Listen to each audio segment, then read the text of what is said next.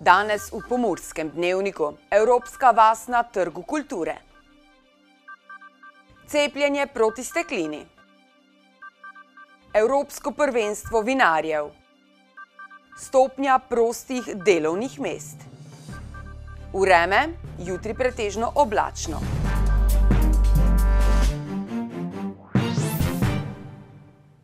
Drage gledalke, cenjeni gledalci, lepo pozdravljeni. Informacijska točka Europe Direct Pomurje in Osnovna šola 2 Murska Sobota s podporo mestne občine Murska Sobota so danes na Trgu kulture ponovno organizirali Evropsko vas. Prireditev, ki je v preteklosti že poskrbela za vrvež v središču mesta, je po dveletnem premoru znova zaznamovala dogajanje v tednu Evrope. Kar 22 pomurskih osnovnih in srednjih šol se je z namenom predstave držav članic Evropske unije zbralo danes na Trgu kulture v Murski Soboti. Takoj, ko smo začeli izvajati projekt meseca januarja, ko smo nekako uspeli na razpisu in pridobili zaupanje Evropske komisije za naslednje 3-letno obdobje, smo se odločili, da bomo povezovalec. To pomeni, da bomo povezovali različne akterje z namenom, da z skupnimi močmi čim bolj učinkovito komuniciramo Evropsko unijo. In eden izmed prvih ciljev je bil vrniti Evropsko vas na Trg kulture v Murski Soboti. In tu smo našli, bomo rekli, logičnega partnerja v Osnovni šoli 2 Murska Sobota, ki je nemudoma vstopila v to partnerstvo in skupaj smo recimo zdaj v 3-4 mesecih. To je plod tega dela. Seveda ne smemo zanemariti vložka posameznih šol, ki so se samostojno pripravljali, mentori skupaj z učenci, da v kar najlepši luči nekako predstavijo Evropsko unijo. Odločitev, da se pridružijo organizaciji dogodka, ni bila težka, pravi ravnateljica 2. osnovne šole v Murski Soboti. Danes je to samo pika na i, zaključek, kajti učenci so od meseca januarja na šolah s svojimi mentorji spoznavali državo, katero danes predstavljajo, seveda kulturo, značilnosti, geografske značilnosti, lego, kulinariko, glavno vse, kaj paše zraven, in danes je epilog. Vse, kar so se naučili, predstavljajo tukaj in seveda tudi z kulturnim programom to pokažejo. Z dogodkom želijo opozoriti na pomen solidarnosti, medkulturnega razumevanja, spoznavanja različnih narodov in zavedanja o lastni kulturni identiteti. Projekt Evropske vasi je seveda pomemben iz več vidikov. Prvi vidik je zagotovo, da otroci na nek aktiven način začutijo to, kako je smiselno izvajati aktivno državljanstvo. Tudi zato, da pravzaprav spoznavajo v neki aktivni obliki z dejavnostmi, kaj pomeni drugačnost v kulturah te pestrosti naše Evrope. Tudi zato, da pravzaprav izgajamo v nekem skupnem državljanstvu pripadnosti Evropske unije. Torej, da na nek način gojimo, razvijamo domoljubje v širšem pomenu besede. Da je pomembno, da se že mladi seznanijo z možnosti, ki nam jih ponuja Evropska unija, meni tudi soboški župan. Mislim, da je to najpomembnejše, da prav zavest o prednosti, ki jih ponuja Evropa, najprej se privzgoji mladim, ker oni so prihodnost Evrope. Oni bojo naprej ustvarjali Evropo, jo razvijali, jo popravljali. Nihče ne trdi, da je Evropa popolna. Potrebna je sprememb, vendar enoten prostor blaga in storitev je tistim, ki smo v srednjih letih seveda pokazal, kakšne prednosti ima enotni prostor, enotna valuta. Dogajanje je potekalo tako na stojnicah kot na osrednjem prireditvenem prostoru in je bilo prežeto z glasbo, plesom, kulinariko ter vzdušjem, ki ga lahko pričarajo le mladostniki, ki so prihodnost Evropske unije.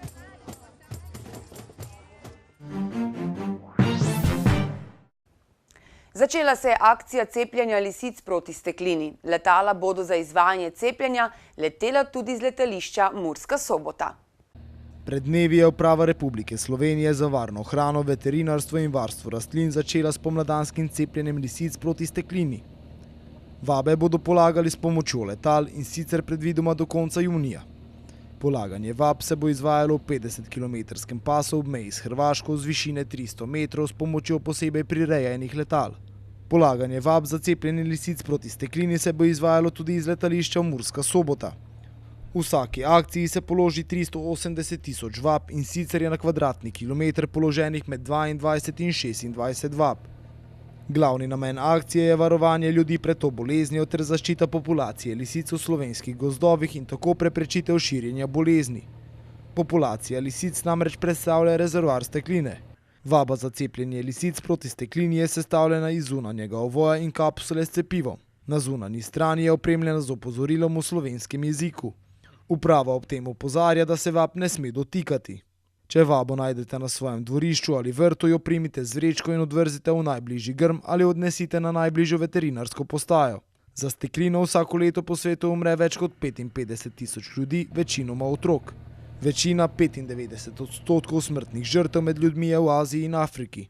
Smrtni primeri med ljudmi so večinoma posledica ugriza steklega psa. Število otrok, ki so v osnovno šolo prvič pisani eno leto pozneje, kot je zakonska obveza, se v zadnjih letih povečuje. Zakaj? V nadaljevanju. Podatki o vpisu učencev v prvi razred osnovne šole kažejo, da se je tako imenovani odloženi vpis, ko se starši odločijo, da bodo otroka v osnovno šolo vpisali eno leto pozneje, kot je zakonska obveza, v zadnjih 7 letih skoraj podvojil. Po podatkih ministrstva se starši za tak vpis odločajo, da bi otroku omogočili še eno leto brezskrbnega otroštva.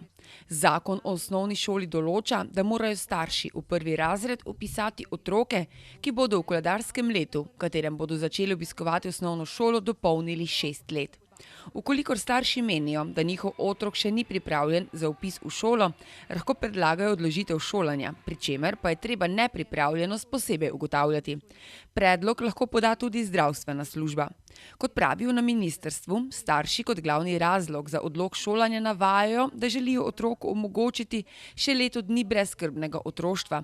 Pogosto izražajo tudi bojazen, da otrok ne bo kos nalogam, ki jih bo imel v šoli. Konec maja in v začetku junija bo v Sloveniji potekalo 5. evropsko prvenstvo vinarjev v nogometu. Finale prvenstva bo odigrano na soboški Fazaneriji. Na mednarodnem dogodku amaterskega nogometa bodo poleg Slovenije, ki je aktualni evropski prvak, nastopile še reprezentance Avstrije, Italije, Madžarske, Nemčije, Švice ter dodatni reprezentanci Češke in Portugalske. Prvenstvo se bo odvijalo od 29. maja do 2. junija, predtekmovalni del bo potekal v Goriških Brdih in Mariboru, medtem ko bo sklepni del tekmovanja v Beltincih in Murski Soboti. Ravno Fazanerija bo gostila tekmi za 3. mesto in veliki finale. Organizatorji pravijo, da je prvi cilj prvenstva pokazati Slovenijo kot športno, vinsko, turistično in poslovno zanimivo deželo. Drugi cilj pa je pripraviti pravila igre in smernice za financiranje in organizacijo dogodka Evropskega prvenstva vinarjev pod znamko Vino Euro in poenotenje odgovornosti in pravic organizatorjev prvenstev. Na Evropskem prvenstvu vinarjev se bo sicer predstavilo več kot 200 igralcev iz 8 držav, predstavilo pa se bo tudi več kot 80 svetovno znanih tujih vinarjev, ki bodo skupaj z domačimi vinarji predstavili več kot 300 vin. Število prostih in zasedenih delovnih mest v Sloveniji se je v prvem četrtletju povečalo. V prvem četrtletju je bilo v Sloveniji nekaj več kot 19.000 prostih delovnih mest, kar je 2.000 več kot v zadnjem četrtletju lani. Največ prostih delovnih mest je bilo v predelovalnih dejavnostih, gradbeništvu in trgovini. Delodajalci z 10 ali več zaposlenimi osebami so v tem četrtletju razpisali nekaj več kot 12.000 prostih delovnih mest, kar je bilo 63,2% vseh prostih delovnih mest v Sloveniji. Stopnja prostih delovnih mest je bila 2,5%, kar je 0,2 odstotne točke več kot v prejšnjem četrtletju in za 0,5 odstotne točke več kot v lanskem prvem četrtletju. Najvišjo stopnjo prostih delovnih mest so imeli v gradbeništvu in gostinstvu. V prvem četrtletju letos je bilo zasedenih skoraj 763.600 delovnih mest, kar je za skoraj 5.500 več kot v prejšnjem četrtletju.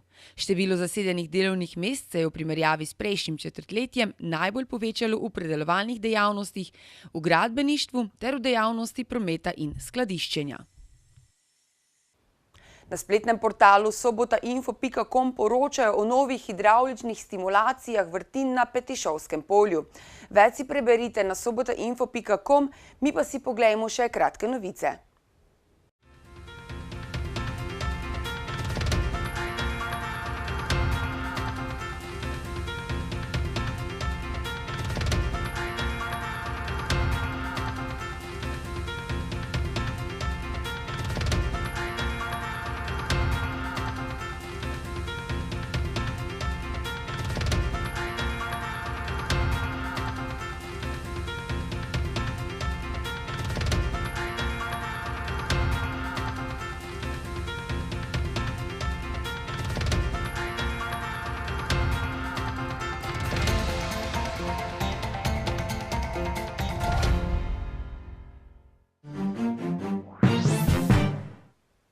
Jutri bo spremenljivo do pretežno oblačno, občasno bodo še krajevne padavine, deloma plohe in posamezne nevihte. Kakšno vreme nas čaka čez vikend pa v vremenski napovedi. Danes smo imeli sončen in topel dan s temperaturami okrog 24 stopinj Celzija. Opoldne ste v Krajinskem parku Goričko, Radencih in Murski Soboti namerili 21 stopinj, v Lendavi pa 2 stopinji več. Jutri bo spremenljivo do pretežno oblačno. Občasno bodo še krajevne padavine, deloma plohe in posamezne nevihte. Pihal bo veter vzhodnih smeri, na Primorskem šibka burja. Najnižje jutranje temperature v severovzhodni Sloveniji se bodo v Murski Soboti in Mariboru gibale okrog 13 stopinj, dnevne pa se bodo povzpele do 24.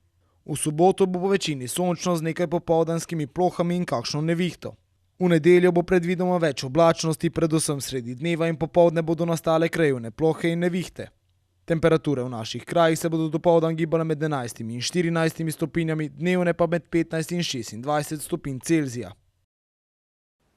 Toliko smo vam pripravili za danes, z nami bodite tudi jutri, več vsebin pa poiščite na naši spletni strani. Se vidimo, nasvidenje.